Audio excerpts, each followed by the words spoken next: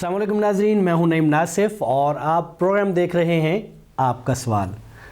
नाज़रीन, आप सवालात लिख भेजते हैं और उस पे हम अपने मेहमान से शरई रहनुमाई हासिल करते हैं और आपके सामने उसको पेश करते हैं। जो पिछला प्रोग्राम था उस पे हमने मस्जिद के हवाले से बहुत सारी चीज़ें डिस्कस की और आपके सवालात को लिया और उस पे हमने बात की। कोई सवालात बाकी थे और कुछ मज़ीद शामिल हुए जिन पर इंशाअल्लाह ताला आज हम बात करेंगे। पहले की तरह आज भी हमारे साथ मौजूद हैं जनाब कारी मोहम्मद मुस्तफ़ा रासिख। हम सबसे पहले उनको खुश आमदीद कहते हैं। जनाब कारी साहब, आपने वक्त दिया, आपकी बड़ी नवाजिश, जज़ाकुमुल्लाह खैर। हय्याकुमुल्लाह। शेख, पहला सवाल ये है जो हमें मौसूल हुआ कि नमाज फ़जर के बाद नमाजी मुसाफ़हा करते हैं, तो क्या ये बतौर ख़ास हर नमाज यानी हर फ़जर के बाद ये करना जायज़ है? बिस्मिल्लाहिर्रहमानिर्रहीम। कोई भी अमल अगर सवाब की नीयत से किया जाए और वो आप सल्लल्लाहु अलैहि वसल्लम की सुन्नत और आपके तरीक़े से साबित ना हो तो वो बिदअत करार पाता है। दुरुस्त है। और अगर कोई ऐसा अमल किया जाए जिसको सवाब समझकर या नेकी समझ के तो नहीं किया जा रहा, वैसे बाहमी तौर पर जब नमाजी नमाज के लिए आते हैं तो ये प्यार मोहब्बत होता है कि एक दूसरे की खैरियत आदमी पूछ ले, एक दूसरे के हाल अहवाल पूछ ले, या वैसे ही एक दूसरे को सलाम कर लें प्यार मोहब्बत के लिए। तो इन दोनों चीज़ों को हमने देखना होगा कि वो किस नीयत से सलाम कर रहे हैं। अगर तो उनका मकसद ये है कि ये अल्लाह के नबी की सुन्नत है या सहाबा कराम का कोई तरीक़ा है तो हम उसके ऊपर अमल करें, हमें सवाब मिलेगा, अजर मिलेगा, तो फिर ये बिल्कुल गलत है, ये बिदअत करार पाएगी। और मैंने देखा है कि ये सारी मसाजिद में ऐसा है भी नहीं, बस चंद एक मसाजिद के अंदर ये एक मंज़र नज़र आता है, और वो भी वहाँ पर जहाँ पे नमाजियों का आपस में बहुत गहरा ताल्लुक़ होता है, एक दूसरे के साथ प्यार मोहब्बत होता है। तो वो जब एक दूसरे को मिलते हैं तो बस वो जैसे राह गुज़रते एक दूसरे को सलाम कर दिया, इसी अंदाज़ में वो एक दूसरे को सलाम करते हैं। तो अगर इस अंदाज़ में वो कर रहे हैं हाल अहवाल के लिए, खैर व आफ़ियत दरियाफ़्त करने के लिए, तो फिर एक दूसरे को सलाम करने में, मुसाफ़ा करने में कोई हर्ज वाली बात नहीं है और ये बिदअत नहीं है। इसके ऊपर तशद्दुद नहीं करना चाहिए, बल्कि मैं कहता हूँ कि ये एक अच्छे अखलाक और नमाजियों के बाहमी अच्छे ताल्लुक़ और उनका एक दूसरे के साथ एक दूसरे की खैरख्वाही और एक दूसरे के हालात का ख्याल रखना, ये एक अच्छा अंदाज़ है। क्योंकि नमाज बा जमात का जो एक मकसद अल्लाह रब्बुल इज़्ज़त ने सब मिलकर नमाज अदा करने का है, वहाँ पर यह भी है कि एक दूसरे के हालात का भी अंदाज़ा होता है कि कहीं कोई मुसलमान भाई जो है वो परेशानी में तो नहीं है, कहीं मुसलमान भाई जो है वो किसी मुसीबत के अंदर तो नहीं फंसा हुआ कि हम उसको उसकी मदद कर सकें या उसको मुसीबत से निकाल सकें। तो आजकल हमारे यहाँ होता ही ये है कि मस्जिद के अंदर जो नमाजी आते हैं उनके घर दूर दूर होते हैं, वो एक दूसरे को ज़्यादातर नहीं पहचानते, लेकिन जब पहचान हो जाती है तो फिर ज़रूरी है कि आप उसके साथ अगर सलाम दुआ नहीं करेंगे तो बाकी सारा दिन मुलाकात भी नहीं होती।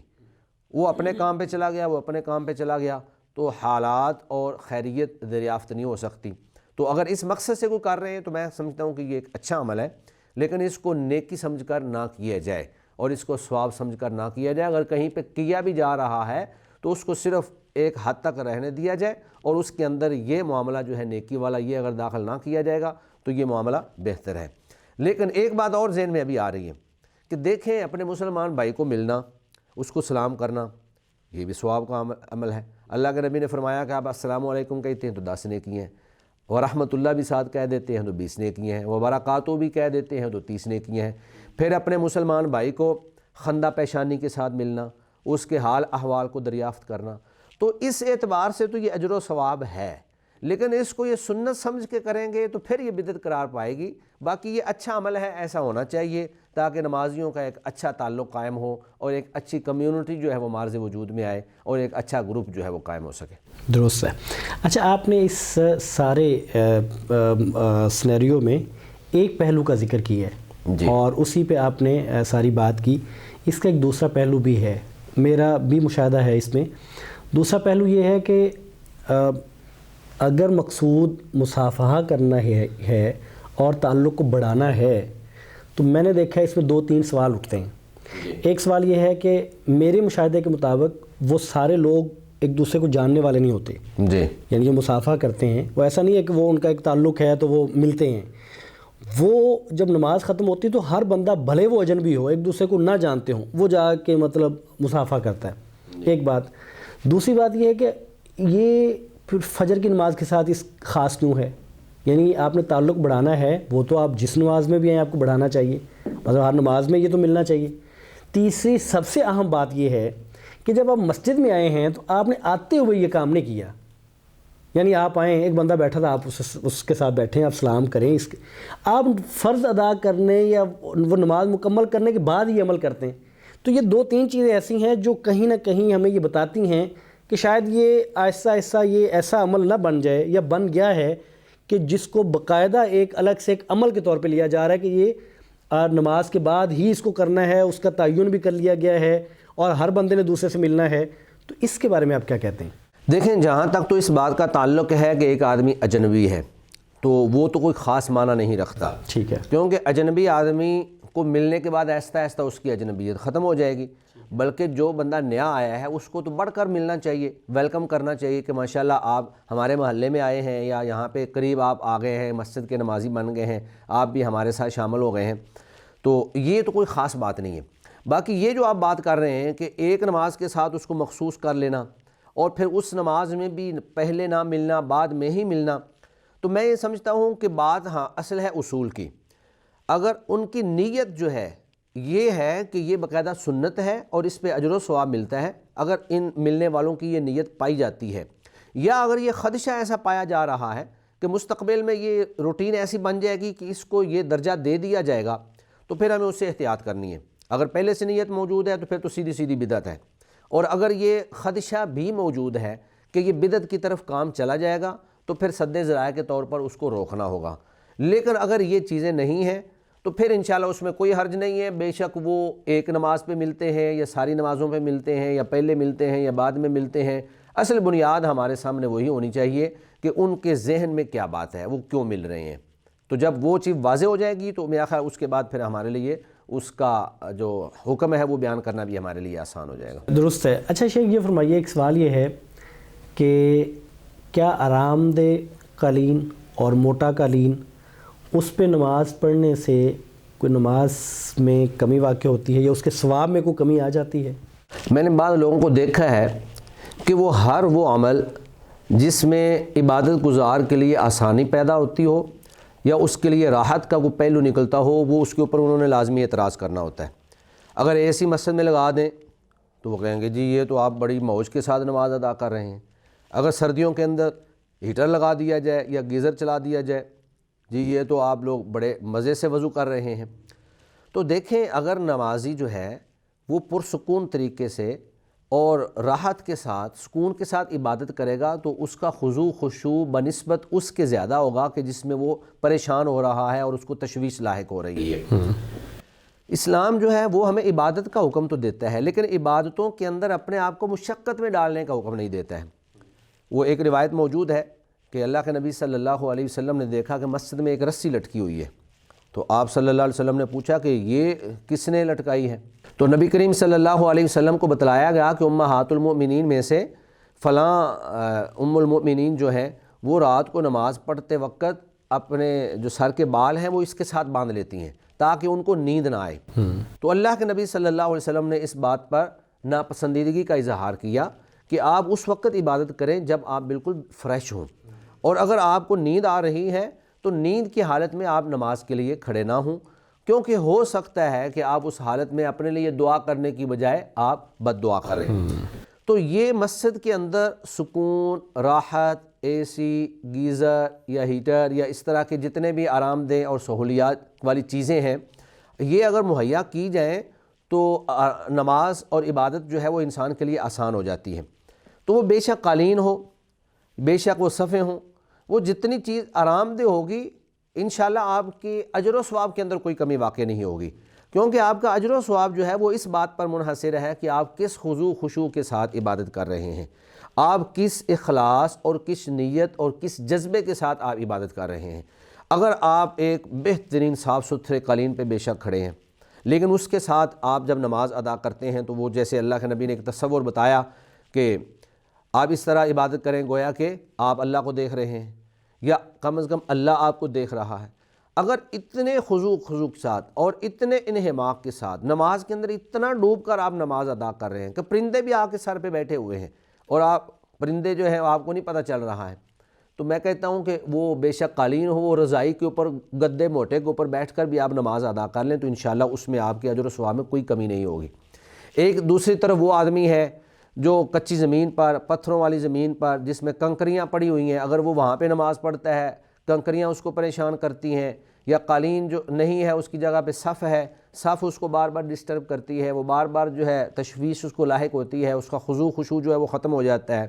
تو اس بندے کی جو نماز ہے اس کا اجر اس بندے کی نسبت کم ہوگا، کیونکہ اس نے ساری نماز اس خضوع خشوع کے ساتھ پڑھی جس کے ساتھ وہ نہیں پڑھ سکا۔ تو راحت اور سکون پہنچانا یا سہولیات مہیا کرنا یہ اسلام اس سے منع نہیں کرتا ہے۔ اسلام تو تمدن کا قائل ہے کہ وقت کے ساتھ ساتھ آپ اپنی مساجد کو اچھی سہولیات کے ساتھ اور بہترین جو آسائش والی چیزیں ہیں ان کے ساتھ آپ لوگوں کی خدمت کریں اور ان کو مہیا کریں، لیکن آپ یہ کہیں کہ راہبانیت کی طرح جی ہم نے تو اپنے آپ کو مشقت میں ہی ڈالنا ہے، ہم نے تو اپنے آپ کو مصیبت میں ڈال کر ٹھنڈے پانی سے ہی وضو کرنا ہے، ہم نے تو سردی میں ہی نماز پڑھنی ہے، تو میں سمجھتا ہوں کہ شاید یہ دین سے لا علمی اور جہالت ہے، اس کو دین نہیں کہا جا سکتا ہے۔ درست ہے۔ ہم نے دیکھا ہے خاص طور پہ گرمی کے موسم میں کہ اگر کسی مسجد میں اے سی نہیں چل رہا یا کہہ لیں کہ اس کی وینٹیلیشن پراپر نہیں ہے تو لوگ جب فرض ادا کرتے ہیں تو پسینے سے بھیگے ہوئے ایک دم اٹھ کے پھر وہ بھاگتے ہیں مسجد سے، باہر نکلنے کی کوشش کرتے ہیں چونکہ وہ گرمی سے۔ اس کا مطلب یہ ہے کہ وہ نماز کے دوران میں بھی پھر اس انتظار میں ہے کہ نماز کب ختم ہو، چونکہ وہ اس وقت گرمی کی شدت میں ڈوبے ہوئے ہیں۔ تو یہ بات درست ہے کہ وہ پھر آپ انہماک، توجہ اور خشوع خضوع باقی نہیں رہتا، بلکہ ایسا ہوتا ہے کہ وہ مسجد میں جو ہی آپ داخل ہوں یکدم آگے سے گرمی پڑتی ہے، بس پڑتی ہے، کئی دفعہ انسان کو چکر آنا شروع ہو جاتے ہیں، کئی لوگ پر جو تھوڑے سے کمزور صحت والے ہیں وہ بیمار بھی ہو جاتے ہیں، تو بندہ بھاگتا ہے، تو وہ سکون اور وہ اطمینان جو ہے وہاں پہ حاصل نہیں ہوتا۔ اور شریعت ویسے بھی بالعموم شریعت نے آسانی لینے کا اور دینے کا کہا ہے، مشقت اور مشکل کا نہیں کہا۔ جی بالکل، یسرا ولا تعسرا، یسروا ولا تعسروا۔ سوال شیخ یہ ہے کہ مدرک رکوع، یعنی ایک شخص مسجد میں آیا، امام صاحب نماز کروا رہے تھے اور اس وقت امام صاحب رکوع کی کیفیت میں تھے جب یہ شخص پہنچا ہے، اس نے قیام نہیں کیا، اس نے سورہ فاتحہ نہیں پڑھی اور یہ امام صاحب کے ساتھ رکوع میں ہی شامل ہو گیا۔ اب یہ جو رکوع والی رکعت، اب ظاہر ہے کہ آپ اس کی وضاحت تو آپ کریں گے لیکن میں اس کے سوال تاکہ میرے سامعین کو سمجھ آ جائے، جی اس میں وہ یہ روایت بھی ٹھیک ہے کہ جس نے رکوع پا لیا اس نے رکعت پا لی، تو اس میں ہم میں سے بعض لوگ جو ہیں وہ اس کے باوجود وہ نہیں اس کو رکعت کہتے ہیں۔ احتیاط اس میں ہے کہ میں چونکہ دیگر احادیث ہیں جس میں فاتحہ کو لازمی قرار دیا گیا تو اس کی طرف جاتے ہیں اور بعض اس کی طرف آتے ہیں۔ آپ کا کیا خیال ہے کہ موقف درست کیا ہے اور ہمیں کس رائے پہ کھڑا ہونا چاہیے؟ یہ ایک معرکۃ الآراء مسئلہ ہے اور اس میں اہل علم کی دو آراء پائی جاتی ہیں اور دونوں کے پاس ہی مضبوط دلائل ہیں۔ پہلے تو میں وہ دونوں موقف پیش کروں گا اور اس کے بعد میں ایک راجح موقف جس کو میں سمجھتا ہوں کہ وہ زیادہ بہتر ہے اور وہ احتیاطی بھی ہے، وہ میں انشاءاللہ بعد میں بیان کرتا ہوں۔ ایک موقف تو یہ پایا جاتا ہے کہ مدرک رکوع کی جو رکعت ہے وہ ہو جائے گی، مدرک رکوع کی رکعت ہو جائے گی۔ اس میں ایک تو وہی حدیث جو آپ نے بیان کی کہ جس نے من ادرک الرکوع فقد ادرک الرکعہ، کہ جس نے رکوع کو پا لیا اس نے رکعت کو پا لیا۔ پھر ایک دوسری روایت ہے کہ اللہ کے نبی صلی اللہ علیہ وآلہ وسلم رکوع میں تھے اور ایک صحابی آئے، انہوں نے پیچھے سے ہی رکوع کیا اور پھر رکوع کر کے وہ چلتے آگے جا کر صف کے ساتھ جماعت کے ساتھ مل گئے۔ تو نبی مکرم صلی اللہ علیہ وآلہ وسلم نے بعد میں پھر ان سے کہا کہ لا تعود، آپ نے دوبارہ ایسے نہیں کرنا۔ اب اس میں جو لا تعود کے لفظ ہیں اسی کے اندر ہی دونوں احتمال موجود ہیں۔ بعض اہل علم نے کہا کہ لا تعود سے مراد یہ ہے کہ آپ نے دوبارہ اس طرح رکوع میں جا کر آگے چل کر نہیں جانا، یعنی اگر آپ ویسے چلتے آ جاتے اور جا کر رکوع میں شامل ہو جاتے تو پھر ٹھیک تھا، لیکن رکوع میں جا کر چلتے آپ نے نہیں پیچھے سے آپ نے گویا کہ رکوع کرنے کا مطلب یہ ہے کہ آپ نماز میں شامل ہو گئے ہیں اور پھر آپ نماز کی حالت میں چل رہے ہیں۔ درست ہے۔ دیگر اہل علم کہتے ہیں کہ نہیں، اس سے مراد یہ نہیں ہے، اس سے مراد یہ ہے کہ اللہ کے نبی نے منع فرمایا کہ آپ نے دوبارہ ایسا عمل نہیں کرنا، یعنی آپ نے رکوع کے اندر دوبارہ شامل نہیں ہونا، مطلب رکوع میں اگر آپ شامل ہو گئے تو آپ کی رکعت نہیں ہوگی۔ تو وہ جو پہلے والے ہیں وہ کہتے ہیں کہ نہیں، اگر یہ معاملہ ہوتا کہ آپ نے دوبارہ ایسے نہیں کرنا، رکوع کی رکعت کو شامل نہیں کرنا، تو پھر اللہ کے نبی نے اس کو رکعت ادا کرنے کا حکم کیوں نہیں دیا؟ اللہ کے نبی نے یہ نہیں کہا کہ آپ جو ہے وہ رکعت ادا کریں۔ تو بہرحال یہ حدیث اور اس کے الفاظ بذات خود دونوں احتمال رکھتے ہیں۔ لیکن میں آپ کو بتاؤں، میں معذرت میں آپ کی بات کاٹ رہا ہوں، اہل علم کی آراء اپنی جگہ پہ محترم، لیکن ایک جو لے مین ہے، ایک عام آدمی ہے، جی، اگر اس کے سامنے یہ رکھا جائے نا تو غالب امکان جو نظر آتا ہے نا، جو فوری جس طرف ذہن جاتا ہے وہ یہ ہے کہ اس کیفیت سے منع کیا ہے کہ اس کیفیت میں پیچھے سے نہ آئے۔ جی، ظاہر یوں لگتا ہے۔ جی، تو ایک موقف تو یہ تھا کہ جو مدرک رکوع ہے اس کی رکعت کو شمار کیا جائے گا، جبکہ دوسری طرف علماء کا ایک طبقہ جو ہے وہ کہتے ہیں کہ نہیں، جو مدرک رکوع ہے اس کی رکعت کو شمار نہیں کیا جائے گا، اور ان کے دلائل مضبوط ہیں اور زیادہ مستند ہیں۔ نبی مکرم صلی اللہ علیہ وسلم کی حدیث مبارکہ ہے کہ لا صلاۃ لمن لم یقرأ بفاتحۃ الکتاب، کہ جس شخص نے سورہ فاتحہ نہیں پڑھی اس کی کوئی نماز نہیں ہے، اب وہ فرضی ہو، وہ نفلی ہو، کوئی رکعت ہو، وہ سنتیں ہوں، کوئی بھی نماز جس میں سورہ فاتحہ نہیں پڑھی گئی وہ آپ کی رکعت نہیں ہے۔ اور پھر جو نماز کے ارکان ہیں ان ارکان میں سے قیام بھی ایک رکن ہے۔ تو ایک شخص جو رکوع کے اندر جا کر ملا ہے، اب اس سے دو رکن نماز کے بڑے بڑے چھوٹ گئے، سورہ فاتحہ اور قیام۔ تو ایک بندے کے جب دو رکن چھوٹ گئے ہیں تو پھر اس کی وہ رکعت کیسے شمار ہو سکتی ہے؟ اگرچہ وہ حدیث اگر پیش کریں تو وہ جب اس میں احتمال آ گیا ہے، اذا جاء الاحتمال بطل الاستدلال، تو جس چیز میں احتمال آ جائے وہاں پہ پھر استدلال نہیں چلتا ہے۔ تو میرا اپنا ذاتی موقف یہی ہے اور میرا رجحان بھی یہی ہے۔ نہیں، لیکن شیخ ایک منٹ پلیز، ایک منٹ، احتمال کس میں آ گیا؟ یعنی یہ اس میں تو آیا ہے، لیکن من ادرک الرکوع فقد ادرک الرکعہ، اس میں تو کوئی احتمال نہیں ہے۔ لیکن وہاں پہ رکوع کے معنی کے اندر بھی پھر وہی بات آ جاتی ہے نا کہ رکوع پانے سے مراد کیا ہے، کہ رکوع میں مطلب رکوع جانے سے پہلے وہ امام کے ساتھ شامل ہو گیا ہے یا ڈائریکٹ رکوع کے اندر ہی جا کر امام کے ساتھ شامل ہوا ہے۔ تو رکوع کے اندر بھی وہاں پر اختلاف موجود ہے کہ جیسے وہاں رکوع سے مراد رکعہ ہی مراد ہے یا رکوع سے مراد رکوع ہے، کیونکہ رکعہ یا رکوع سے مراد رکعت ادا کرنا بھی ہوتا ہے اور رکعہ یا رکوع سے مراد رکوع بھی کرنا ہے۔ تو اس میں آپ یہ کہہ لیں کہ وہ اس کا مفہوم یہ بیان کر دیتے ہیں کہ جس نے رکعت کو پا لیا گویا کہ اس نے رکعت کو پا لیا، یعنی جو رکعت میں مل گیا وہ اس نے رکعت کو پا لیا۔ تو بہرحال اس میں احتمال تو موجود ہے، وہاں بھی ادرک رکعہ کے اندر بھی موجود ہے اور دوسرے لا تعود کے الفاظ کے اندر بھی احتمال موجود ہے۔ لیکن ادھر جو بڑی چیز ہے وہ یہ ہے کہ آپ کے سامنے دو پورے رکن جو ہیں وہ نماز سے ضائع ہو رہے ہیں، ایک آپ کی سورہ فاتحہ جو ہے وہ ضائع ہو رہی ہے اور دوسرا آپ کا قیام ضائع ہو رہا ہے۔ اس لیے میں تو یہی سمجھتا ہوں، آپ کا موقف کوئی بھی ہو سکتا ہے، میں یہ سمجھتا ہوں کہ آپ کے چونکہ دو رکن ضائع ہو رہے ہیں، اس لیے بہتر یہ ہے کہ آپ احتیاطی طور پر اسی پہ عمل کریں۔ اور اس میں بعض اہل علم جو ہیں وہ تھوڑی سی گنجائش نکالتے بھی ہیں، مثلا وہ کہتے ہیں کہ اگر ایک بندے نے پوری سورہ فاتحہ نہیں پڑھی، بس آ کر اس نے کوئی ابتدائی 2 یا 3 آیات پڑھ لی ہیں، تو پھر بھی وہ اس نے فاتحۃ الکتاب کو پڑھ لی ہے۔ یعنی فاتحۃ الکتاب کا ایک تو معنی یہ ہے نا کہ سورت پوری فاتحۃ الکتاب، اور ایک معنی یہ ہے کہ کتاب کی ابتدائی کچھ آیات یا اس کا ابتدائی کچھ حصہ۔ تو اگر ایک بندہ تھوڑا سا قیام بھی پا لیتا ہے اور کچھ فاتحۃ الکتاب بھی پڑھ لیتا ہے، الحمدللہ رب العالمین الرحمن الرحیم مالک یوم الدین، 3 آیتیں بھی اگر اس نے پڑھ لی ہیں، تو پھر گویا کہ اس کے دونوں ارکان جو ہیں وہ پورے ہو گئے ہیں، اس نے فاتحہ بھی پڑھ لی ہے، اس کو کچھ قیام کا حصہ بھی مل گیا ہے، اس کی رکعت تو شمار ہو جائے گی۔ لیکن ایک بندہ بالکل جا کر اس حالت میں ملا ہے کہ امام رکوع میں تھا اور وہ بھی جا کر رکوع میں ہی مل گیا، نہ اس نے فاتحہ پڑھی اور نہ ہی اس نے قیام کیا، تو اس کی جو رکعت ہے وہ احتیاطی تقاضا یہی ہے کہ وہ رکعت شمار نہ کی جائے اور وہ آدمی رکعت کو دوبارہ پڑھے گا۔ درست ہے۔ لیکن اس میں ایک اور بات دیکھیں شیخ، ایک تو آسانی کی بات ہے، یعنی اگر رکعت شامل اس کو کر لیا جائے شمار رکعت کا، رکوع والی رکعت کا، تو نمازی کے لیے ایک تو آسانی ہے اس میں، اور ایک دوسری بات اس میں یہ ہے کہ جو شخص، چونکہ حدیث ٹھیک ہے، اور میں بڑی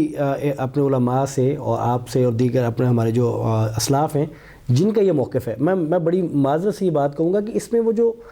من ادرک الرکوع فقد ادرک الرکعہ، رکوع میں رکعت کا احتمال بہرحال بہت کمزور سا لگتا ہے کہ رکوع کو آپ کہیں کہ نہیں اس سے مراد بھی رکعت ہے، سو جس نے رکعت پا لی اس نے رکعت پا لی، تو یہ تو اس میں آپ کا کیا خیال ہے کہ اگر اس کو ہم اس طرح کر لیں، یعنی شاید آپ کا موقع بھی یہی ہوگا کہ اگر جو بندہ رکوع کی رکعت کو شمار کرتا ہے تو انشاءاللہ ہم یہ امید رکھتے ہیں اور کہ وہ اس کی رکعت پوری ہے. اللہ دیکھیں میں نے دونوں موقف ہی پیش کیے ہیں اور دونوں طرف ہی دلائل موجود ہیں. ایک بندہ جو موقف اپنا لیتا ہے وہ پھر اسی کے مطابق ہی عمل کرے گا. اب یہ نہیں ہے کہ ایک بندے کا موقف تو یہ ہو کہ مدرک رکوع کی رکعت ہو جاتی ہے اور وہ پھر ایک کھڑے ہو کر پڑھے، وہ نہیں پڑھے گا. اگر وہ پڑھے گا تو پھر اس کی 5 ہو جائیں گے، وہ غلط کر رہا ہے. پہلے آپ کو اپنا موقف پختہ کرنا ہے. آپ دونوں میں سے ایک موقف جو ہے آپ اجتہاد کریں، اگر آپ اجتہاد کر سکتے ہیں ایک موقف اپنائیں،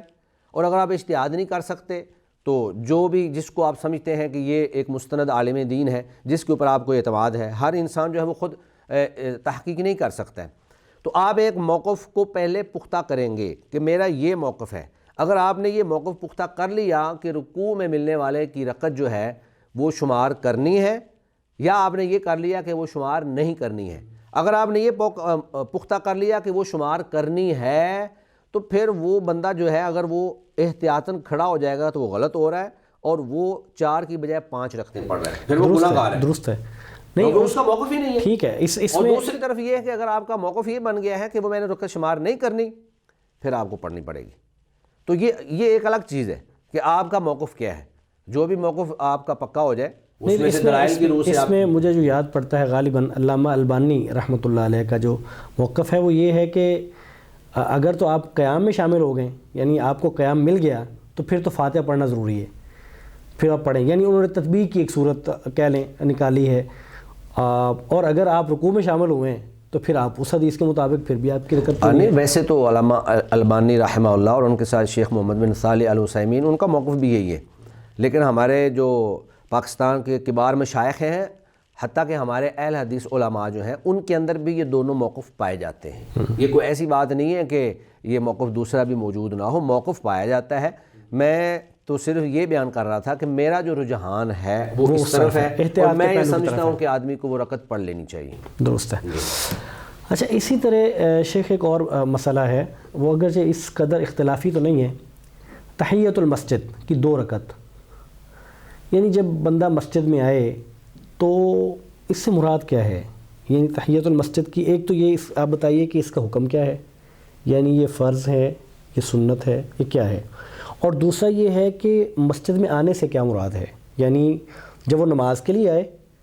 یا جب بھی مسجد میں داخل ہو جائے، کسی بھی وجہ سے داخل ہو جائے، تو یہ کب پڑھی جائیں گی، اس کا حکم کیا ہے؟ تحیہ کا معنی ہے سلام، تحفہ، گفٹ، اور تحیۃ المسجد یعنی مسجد کا تحفہ، مسجد کا سلام یا مسجد کا گفٹ. تو اللہ کے نبی صلی اللہ علیہ وسلم نے فرمایا اذا جاء احدکم المسجد فلا یجلس حتی یصلی رکعتین، کہ جب بھی آپ مسجد میں آئیں اور آپ نے بیٹھنا مقصود ہو تو اس وقت تک نہ بیٹھیں جب تک آپ 2 رکعتیں ادا نہ کر لیں. ایک حدیث کے اندر یہ الفاظ ہیں کہ جب آپ جنت کے باغیچوں میں سے کسی باغیچے میں چکر لگائیں تو آپ کو چاہیے کہ وہاں سے کچھ چر لیا کریں. تو صحابہ نے پوچھا کہ یا رسول اللہ وہ باغیچے کیا ہیں اور چرنا کیا ہے؟ تو آپ نے فرمایا کہ جو مسجدیں ہیں یہ جنت کے باغیچے ہیں اور چرنے سے مراد یہ ہے کہ آپ وہاں پہ کچھ نماز پڑھ لیں. تو آنے سے مراد یہ ہے کہ آپ مسجد میں نماز کے لیے آئے یا آپ کسی اور مقصد کے لیے آئے، لیکن آپ کا مقصد بیٹھنا ہے. کیونکہ یہ جو میں نے حدیث آپ کے سامنے پیش کی کہ اذا جاء احدکم المسجد فلا یجلس، کہ وہ اس وقت تک نہ بیٹھے حتی یصلی رکعتین، حتیٰ کہ 2 رکعتیں نماز جو ہے وہ ادا کر لے. تو یہاں یہ جو تحیۃ المسجد ہے یہ گویا کہ بیٹھنے کے ساتھ منسلک ہے. اگر آپ نے بیٹھنا نہیں، آپ کھڑے ہیں یا آپ ویسے مسجد سے گزر گئے ہیں، کئی مساجد ایسی ہوتی ہیں کہ وہ درمیان سے رستہ جو ہے وہ گزرتا ہے، آپ مسجد سے گزر گئے ہیں یا پھر آپ آئے ہیں اور ابھی جو ہے نماز میں سے 1 منٹ باقی ہے تو آپ دیکھتے ہیں کہ اب میں اگر رکعتیں شروع کرتا ہوں تو میری 2 رکعتیں پوری نہیں ہوں گی، آپ کھڑے ہو جائیں. تو یہ بیٹھنے سے پہلے 2 رکعتیں ادا کرنا یہ اللہ کے نبی کا حکم ہے. باقی یہ ہے کہ یہ ادا کرنا فرض ہے یا سنت ہے یا مستحب ہے، تو یہ ادا کرنا مستحب ہے، یہ فرض نہیں ہے. اللہ کے نبی صلی اللہ علیہ وآلہ وسلم کا حکم ہے، اور کیونکہ فرائض متعین ہیں، جتنی نمازیں فرض ہیں وہ ہمارے سامنے ہیں، وہ 5 نمازیں ہیں، ان کی رکعات متعین ہیں، اس کے علاوہ کوئی نماز اللہ کے نبی نے ہم پر فرض نہیں کی ہے، اللہ تعالیٰ نے فرض نہیں کی ہے، اس لیے ہم اس کو فرض قرار نہیں دے سکتے۔ یہ مستحب اور پسندیدہ عمل ہے اور اس کے اوپر بہت سارا اجر و ثواب ہے، لیکن یہ فرض نہیں ہے۔ درست ہے۔ اچھا، اس میں ایک بات اس کی ضرور وضاحت کر دیجئے کہ جب کوئی شخص مسجد میں آئے تب تک نہ بیٹھے جب تک وہ 2 رکعت نماز نہ پڑھ لے۔ ایک شخص مسجد میں آیا اور 1 منٹ باقی تھا جماعت میں، اب ظاہر وہ نماز شروع اس لیے نہیں کر رہا کہ مجھے جماعت کھڑی ہو جائے گی اور پھر مجھے نماز میری بیچ میں رہ جائے گی، پوری نہیں ہو سکیں گی 2 رکعت۔ تو ایک تو یہ مجھے بتائیں کہ کیا وہ نماز شروع کرے یا نہ شروع کرے؟ اس کو شروع کر لینی چاہیے 2 رکعت جتنی پڑھ سکے، یا پھر اس کو شروع ہی نہیں کرنی چاہیے؟ اور جب وہ شروع نہیں کر رہا تو پھر اس کا کھڑا ہونا یا بیٹھنا ہونا، وہ بیٹھنا وہ تو پھر ایک ہی بات ہے، مطلب پھر آپ صلی اللہ علیہ وسلم کی مراد تو بیٹھنا یعنی اس معنی میں بیٹھنا نہیں ہے نا، مطلب تو یہ ہے کہ مثال کے طور پہ ایک شخص آتا ہے، آپ اس کو یوں سمجھ لیں، مسجد میں آتا ہے اور وہ آ کے 5 منٹ یا 10 منٹ رہتے ہیں، وہ آ کے بیٹھتا نہیں ہے، 2 رکعت بھی نہیں پڑھتا، کھڑا رہتا ہے، تو کیا یہ رویہ درست ہے؟ ایک آدمی مسجد میں آیا اور ابھی تک 10 منٹ باقی ہیں، تو اس کے لیے بہتر اور افضل عمل یہی ہے کہ وہ 2 رکعت تحیۃ المسجد پڑھے اور اس کے بعد وہ بیٹھ جائے۔ ہاں، ایک آدمی آیا اور 1 منٹ باقی ہے، تو اس کے لیے میں سمجھتا ہوں کہ دونوں ہی اس کو اختیارات ہیں۔ ایک تو یہ ہے کہ وہ نماز شروع کر دے، اور ایک یہ ہے کہ وہ نماز شروع نہ کرے۔ ٹھیک ہے، لیکن اگر اس نے نماز شروع کر دی ہے اور ابھی اس نے 1 رکعت پڑھی تھی اور جماعت کھڑی ہو گئی، تو اس کو نماز وہاں پہ توڑنی پڑے گی، کیونکہ نبی مکرم صلی اللہ علیہ وسلم نے فرمایا اذا اقیمت الصلاۃ فلا صلاۃ الا المکتوبہ، کہ جب فرض نماز کھڑی کر دی جائے تو اس کے بعد اس فرض نماز کے علاوہ کوئی دوسری نماز نہیں ہوتی ہے۔ ٹھیک ہے، تو اس کو وہ نماز ختم کرنا پڑے گی۔ ہمارے ہاں ہم دیکھتے ہیں عام طور پہ لوگ آتے ہیں، ٹائم تھوڑا ہوتا ہے، وہ سنتیں شروع کر دیتے ہیں، ادھر سے امام صاحب فرض نماز جو ہے وہ شروع کر دیتے ہیں۔ اب یہ سنتیں ختم نہیں کرتے، یہ کہتے ہیں جی ہم تو پوری کرنے کے بعد ہی نماز میں شامل ہوں گے، بے شک پہلی رکعت رہتی ہے تو وہ رہ جائے۔ تو یہ طرز عمل غلط ہے، کیونکہ جب فرض نماز کھڑی ہو گئی ہے تو اس کی نفل یا سنت جو ہے وہ ادا ہی نہیں ہو رہی، وہ اللہ کے ہاں اس کی کوئی مطلب کہ قدر و قیمت نہیں ہے۔ اس کو چاہیے تھا کہ وہ سلام پھیرتا اور فرض نماز کے ساتھ جا کر شامل ہو جاتا۔ ایک شکل اس کی یہ ہے۔ اچھا، اس میں ایک اور بات بھی ہے، لوگوں کا خیال یہ ہے یا وہ ان کا سوال یہ ہے کہ اگر کوئی شخص آتا ہے آ کے وہ سنتیں ادا کرتا ہے، تو کیا وہ سنتیں جو ہیں، مطلب فجر کی 2 سنتیں ادا کی آ کے فجر سے پہلے، وہ جو فجر کی 2 سنتیں ہیں وہی تحیۃ المسجد ہوں گی، یا کہ وہ تحیۃ المسجد الگ سے پڑھے گا اور سنتیں الگ سے پڑھے گا؟ اصل میں تحیۃ المسجد جو ہے وہ مسجد میں آ کر بیٹھنے سے پہلے پڑھی جانے والی کوئی بھی نماز ہے۔ اگر تو آپ نے سنتیں ادا کر لیں تو وہ آپ کی تحیۃ المسجد بھی ساتھ ہی ہو گئی، اور اگر آپ آئے اور جماعت کھڑی تھی، آپ جماعت میں ساتھ شامل ہو گئے، تو وہ آپ کے فرائض جو ہیں وہ تحیۃ المسجد بھی ہو گئے۔ ٹھیک ہے، تو وہ کوئی الگ سے مستقل چیز نہیں ہے، بلکہ ہر وہ نماز جو بیٹھنے سے پہلے آپ ادا کر لیتے ہیں وہ آپ کی تحیۃ المسجد بھی بن جاتی ہے، اور اس کے ساتھ ساتھ جو بھی آپ نے نماز ادا کی ہے وہ بھی ہو جاتی ہے، الگ سے پھر تحیۃ المسجد پڑھنے کی ضرورت نہیں ہے۔ ٹھیک ہے۔ ہمارے ہاں مساجد میں عام طور پر جو ائمہ ہیں وہ متعین ہوتے ہیں کہ فلاں امام صاحب ہیں اور وہی نماز کے لیے پیش امام ہوتے ہیں اور وہ آگے کھڑے ہوتے ہیں۔ سوال یہ ہے کہ کیا جب کبھی امام صاحب موجود نہ ہوں یا امام صاحب لیٹ ہو جائیں تو مؤذن جو ہے کیا وہ جماعت کروا سکتا ہے؟ دیکھیں، مؤذن جو ہے اس کی صلاحیت کو دیکھا جائے گا، اس کی قابلیت کو دیکھا جائے گا۔ اگر مؤذن امام صاحب کی طرح ہی حافظ قرآن ہے، یا وہاں پر موجود جتنے مقتدی موجود ہیں ان میں سے سب سے زیادہ اس کو قرآن مجید آتا ہے، تو مؤذن بھی ایک مسلمان ہے، بلکہ مسجد کا خادم ہے، اور مسجد کے بہت سارے جو معاملات ہیں ان کو سنبھالتا ہے، تو مؤذن جماعت کیوں نہیں کروا سکتا؟ تو مؤذن اگر وہ صلاحیت میں اس قابل ہے کہ وہ جماعت کروائے تو پھر مؤذن جو ہے وہ جماعت کروا سکتا ہے، اس میں کوئی حرج والی بات نہیں ہے۔ لیکن اگر یہ دیکھیں کہ مسجد میں جو نمازی ہیں ان میں سے کوئی ایک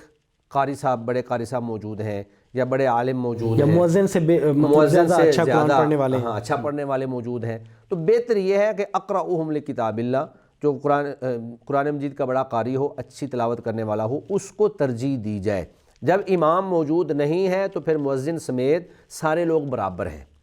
ہاں اگر حالات ایسے ہوں کہ جہاں پر کوئی انتشار کا مسئلہ ہو یا ہر کوئی چاہتا ہو کہ جی میں جماعت کرواؤں تو پھر اس جھگڑے کو ختم کرنے کے لیے امام صاحب اگر ڈیوٹی لگا کے چلے جائیں مؤذن کی،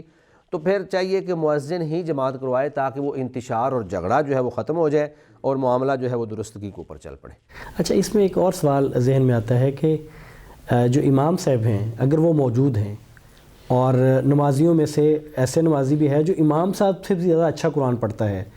تو تب جو مستقل امام ہیں انہیں ہی جماعت کروانی چاہیے یا مقتدیوں میں سے اس شخص کو کروانی چاہیے جو ان سے بھی اچھا قرآن پڑھتا ہے؟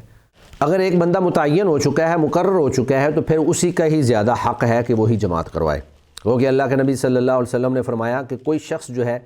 وَلَا يَجْلِسُ عَلَىٰ تَقْرِمَاتِهِ إِلَّا بِإِذْنِهِ، کہ کوئی شخص کسی کی جو عزت والی جگہ ہے، جو اس کا منصب ہے، جو اس کی مسند ہے، اس پر اس کی اجازت کے بغیر نہ بیٹھے۔ تو اگر کوئی بڑا عالم آ گیا اور امام صاحب کو چاہیے کہ اگر کبھی کبھار کوئی اس طرح بڑا عالم آ جائے تو اس کے احترام میں اس کو موقع دیں، لیکن اگر وہ یہ سمجھتے ہیں یا ان کو پتہ نہیں ہے کہ یہ کوئی بڑے عالم ہیں جو میرے پیچھے نماز پڑھ رہے ہیں، تو پھر اس میں ضروری بھی نہیں ہے کہ امام صاحب اس کو کہیں۔ تو جب ایک امام مقرر ہو گیا ہے تو وہ زیادہ حق رکھتا ہے بنسبت اس کے جو پیچھے کھڑا ہے اور زیادہ بڑا عالم ہے، امام زیادہ حق رکھتا ہے کہ وہ خود جماعت کروائے۔ ہاں البتہ اگر اپنی مرضی سے یا اپنی پسند سے وہ کہہ دے تو وہ ایک الگ بات ہے۔ درست ہے۔ نبی مکرم صلی اللہ علیہ وسلم کے دور میں عورتیں مسجد میں ہی نماز ادا کرتی تھیں۔ پہلی صفیں جو ہیں وہ مردوں کی ہوتی تھیں، اس کے بعد پھر بچے اور اس کے بعد عورتوں کی صفیں ہوتی تھیں۔ وہ ایک بہترین دور تھا، اور اللہ کے نبی صلی اللہ علیہ وسلم نے فرمایا کہ لا تمنعوا اماء اللہ مساجد اللہ، کہ اللہ کی بندیوں کو مسجدوں میں جانے سے منع نہ کرو۔ تو اللہ کے نبی صلی اللہ علیہ وسلم کا یہ ارشاد گرامی اور پھر آپ صلی اللہ علیہ وآلہ وسلم کے زمانے کا طرز عمل، آپ کے سامنے مسجد کے اندر عورتوں کا نماز ادا کرنا، یہ ایک عملی جو طریقہ ہے، یہ ہمارے لیے ثبوت اور حجت ہے کہ مساجد میں نماز کے لیے عورتوں کو جانے سے منع نہیں کرنا چاہیے، بلکہ ان کو ترغیب دینی چاہیے، ان کی حوصلہ افزائی کرنی چاہیے۔ بلکہ صحابہ میں ایک واقعہ یوں پیش آیا کہ حضرت عبداللہ بن عمر رضی اللہ تعالی عنہ نے اپنے بیٹے بلال سے کہا کہ تم یہی حدیث سنائی لا تمنعوا اماء اللہ مساجد اللہ، کہ اللہ کی بندیوں کو مسجدوں میں جانے سے مت روکو۔ تو وہ آگے سے کہنے لگا کہ اللہ کی قسم ہم تو ضرور روکیں گے۔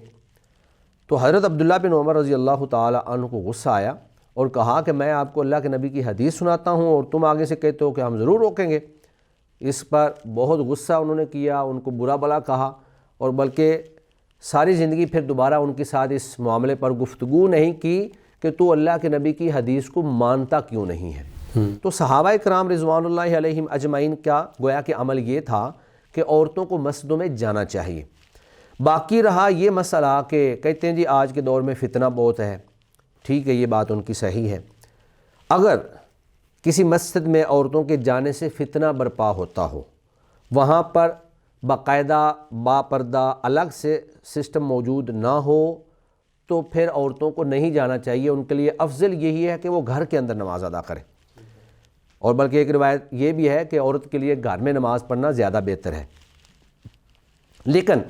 اگر مساجد میں باقاعدہ طور پر انتظام موجود ہے، خاص طور پہ آج کے دور میں آپ کہہ لیں کہ چلیں 5 وقتہ نماز تو مشکل ہے، کم از کم جمعہ کے لیے، جمعہ کے اندر مساجد میں عورتوں کے لیے باپردہ انتظام کرنا چاہیے، محفوظ انتظام کرنا چاہیے، تاکہ وہ کوئی بھی کسی قسم کا جو فتنہ ہے وہ کھڑا نہ ہو سکے۔ اس کی وجہ یہ ہے کہ گھروں کے اندر عورتوں کو دین کی معلومات پہنچتی ہی نہیں ہیں، وہ جاہل کی جاہل ہی رہ جاتی ہیں، بے شک وہ دیندار گھرانے ہی کیوں نہ ہو۔ میں ایک ایسے شخص کا گھر جانتا ہوں جو ماشاءاللہ عالم فاضل ہیں، درس نظامی انہوں نے پورا پڑھا ہوا ہے، ایک عرصے تک ایک مسجد کے اندر امامت اور خطابت کرواتے رہے۔ ایک دفعہ ہم ان کے گھر چلے گئے، انہوں نے ہماری دعوت کی ہے، میں نام نہیں لوں گا، تو اب میری بیوی بھی اور انہوں نے نماز کا ٹائم ہوا تو انہوں نے کہا جی ہم نماز پڑھ لیتے ہیں۔ اب انہوں نے عشاء کی نماز پڑھنی تھی، اب عشاء کی نماز میں انہوں نے 4 رکعتیں ایک ہی تشہد کے ساتھ، یعنی 2 رکعتوں پہ اس کی بیوی جو ہے وہ تشہد ہی نہیں بیٹھی۔ تو میری بیوی نے کہا کہ یہ آپ نے تشہد نہیں کیا، آپ تو بھول گئی ہیں، یعنی ان کے ذہن میں یہ تھا کہ شاید بھول کر ہو سکتا ہے تشہد نہ کیا ہو۔ تو وہ کہتے ہیں ہم تو پڑھتے ہی ایسے ہیں. اچھا. وہ کہتے ہیں ہم تو ایسے ہی پڑھتے ہیں. تو یعنی کہ حیرانی والی بات یہ ہے کہ چونکہ وہ مسجد میں نہیں جاتی تھیں, انہوں نے کہیں سے سیکھا نہیں تھا, صرف چونکہ مرد جو ہیں وہ مرد تو گھروں میں نماز کم ہی پڑھتے ہیں, وہ تو مسجد میں جا کر پڑھتے ہیں.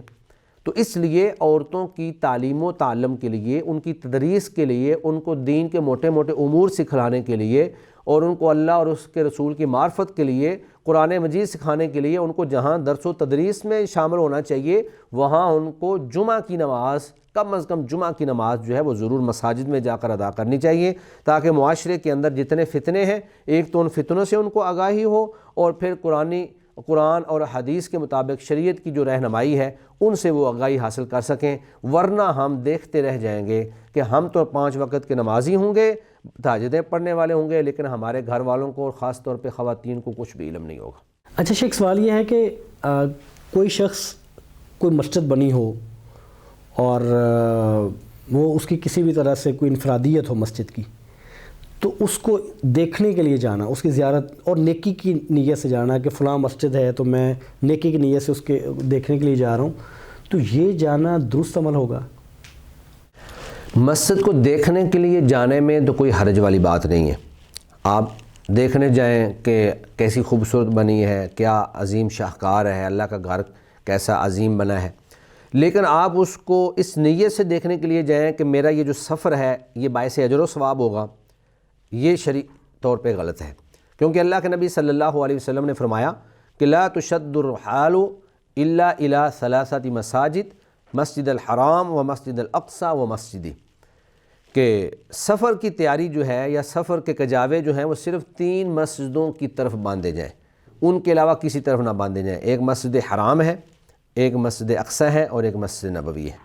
تو ان 3 مساجد کی طرف جو سفر کیا جائے گا وہ سفر بھی اجر و ثواب کا باعث ہوگا. یعنی ان کی طرف جانا ہی اجر و ثواب ہے. چاہے جائے کہ آپ وہاں پہ نماز پڑھیں, ذکر و اذکار کریں, عبادت کریں, جو بھی کریں وہ تو اجر و ثواب ہے ہی ہے. ان تینوں مساجد کی طرف جانا اور نیت کرنا اور سفر کرنا یہ بھی اجر و ثواب کا باعث ہے. ان کے علاوہ دنیا میں کوئی چوتھی مسجد نہیں ہے کہ آپ اجر و ثواب کی نیت سے اس کی طرف جائیں. ویسے آپ دیکھنے کے لیے جا سکتے ہیں, بڑی مسجد اگر کوئی خوبصورت کہیں پہ بنی ہو,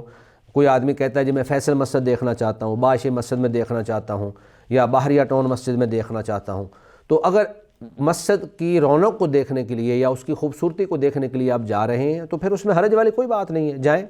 جہاں بری جگہوں کو لوگ دیکھنے کے لیے جاتے ہیں وہاں پہ اچھی جگہ کو دیکھنے کے لیے بھی جانا چاہیے, لیکن اس سفر کو باعث اجر و ثواب آپ نہیں کہہ سکتے, کیونکہ اس سے اللہ کے نبی صلی اللہ علیہ وسلم نے منع فرمایا ہے. اچھا, اگر لوگ ویسے, آپ جیسے کہہ رہے ہیں کہ ویسے جانے میں کوئی حرج نہیں ہے,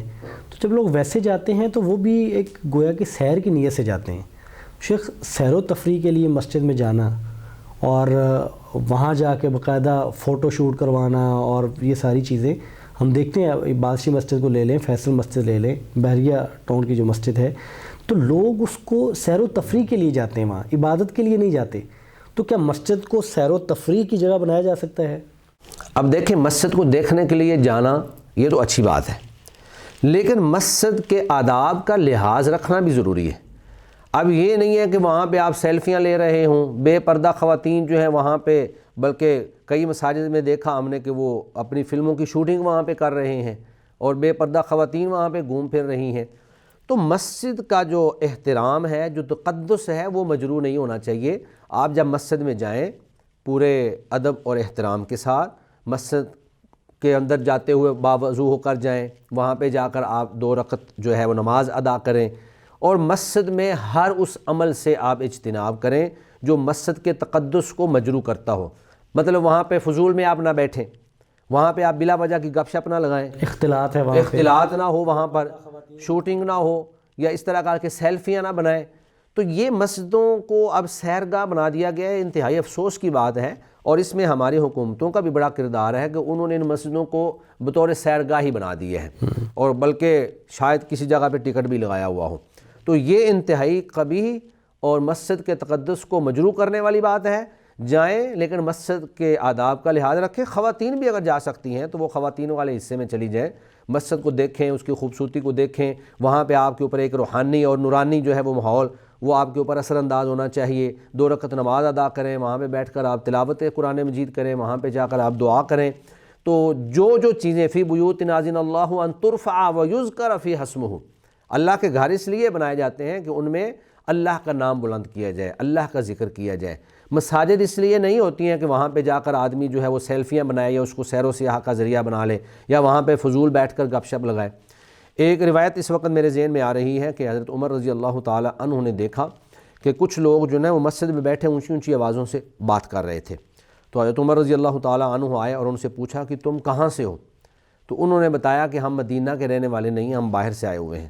تو انہوں نے بڑا سختی سے ڈانٹا اور کہا کہ اگر تم دونوں مدینہ کے رہنے والے ہوتے تو میں تمہیں کوڑے مارتا. تمہاری یہ جرت کیسے ہے کہ تجھے مسجد کے اندر بیٹھ کر اونچی آواز سے تم باتیں کر رہے ہو؟ تو مسجد کا احترام اور تقدس اس بات کا تقاضا کرتا ہے کہ وہاں پہ آواز ایسا رکھی جائے, ضرورت سے زائد بات نہ کی جائے, نماز, ذکر, اذکار, تلاوت قرآن مجید. تو مسجد میں عبادت کے جو امور ہیں وہ سر انجام دیے جائیں. لیکن جو آج ہمارے ہاں خاص طور پہ یہ جو بڑی بڑی مساجد ہیں جس میں فیصل مسجد ہے, بادشاہ مسجد ہے, یہ باہریہ ٹاؤن والی مسجد ہے, اب تو یہ جس انداز میں سیرگاہ ان کو بنا دیا گیا ہے, اللہ رب العزت سے ہم تو پناہ ہی مانگتے ہیں کہ اللہ تعالی ہم پر رحم فرمائے, کہیں اللہ تعالی اس وجہ سے ہم پہ عذاب نہ نازل کر دے. کہ یہ مسجدیں تو اللہ کا بہترین اور دنیا کا بہترین جگہ اور خطہ ہے جس کو جنت کا باغیچہ قرار دیا گیا ہے, لیکن ہم وہ کام اور ایسے اعمال سر انجام دے رہے ہوتے ہیں جو ہمیں جہنم میں لے جانے کا باعث ہے. جی شیخ جزاکم اللہ خیر, ہمارے پروگرام کا وقت ختم ہوتا ہے. ناظرین, مساجد جو ہیں یہ سیر گاہیں نہیں ہیں, یہ تفریح کے مقامات نہیں ہیں. مساجد اللہ کی رضامندی اور اللہ کی خوشنودی حاصل کرنے کی جگہیں ہیں. یہ خوبصورت ترین جگہیں ہیں اور ان کو جو بدترین جگہیں ہیں وہ بنانے کی کوشش نہیں کرنی چاہیے. مساجد میں جا کے فوٹو شوٹ کروانا, مساجد میں اختلاط اور نیم برہنہ لباس کے ساتھ جو ہے وہ خواتین کا وہاں جانا, تو یہ درست نہیں ہے. آپ نے آج کے پروگرام میں اس سوال کا جواب اور دیگر سوالات آپ نے سنے. آپ کے کوئی سوالات اگر ہوں مساجد سے متعلق یا روزمرہ کی زندگی کے کوئی بھی سوالات, آپ ہمیں لکھ بھیجیے, ہم تک پہنچائیے. انشاءاللہ تعالی ہم انہیں اس پروگرام کا حصہ بنائیں گے اور ان پر جو شرعی رہنمائی ہے وہ آپ تک پہنچائیں گے. آج کے پروگرام میں ہمیں اجازت دیجیے. السلام علیکم ورحمۃ اللہ وبرکاتہ.